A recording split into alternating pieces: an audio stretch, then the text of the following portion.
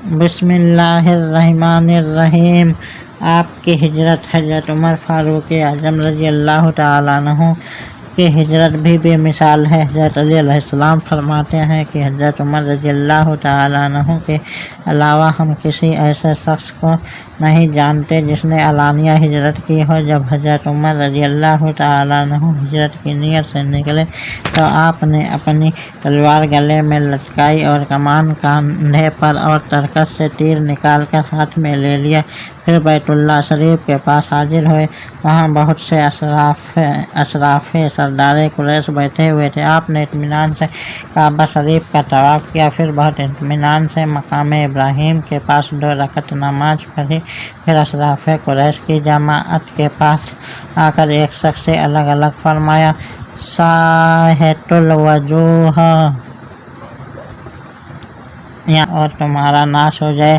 اس کے بعد فرمایا، من اراد ان تقلہ امہ ویتم ولدہ وترمل زوجتہ فلیلقینی وراء حاجل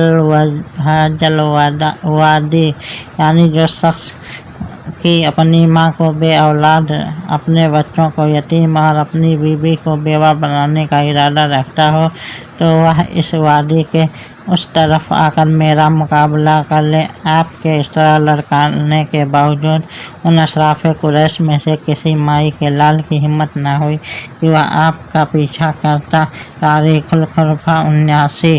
حضرت برا رضی اللہ تعالیٰ عنہ فرماتے ہیں کہ ہمارے پاس مدینہ طیبہ میں سب سے پہلے ہجرت کر کے مصعب بن عمیر رضی اللہ تعالیٰ عنہ آئے، پھر حضرت ابن ام مکتوم، اور ان کے بعد حضرت عمر فاروق اعظم رضی اللہ تعالیٰ عنہ 20 سواروں کے ساتھ تشریف لائے۔ ہم نے ان سے پوچھا کہ رسول خدا صلی اللہ تعالیٰ علیہ وسلم کا ارادہ کیا ہے؟ انہوں نے فرمایا کہ وہ پیچھے تشریف لائیں گے۔ تو آپ کے بعد سرکار اقدس صلی اللہ تعالیٰ علیہ وسلم مدینہ طیبہ تشریف لائے۔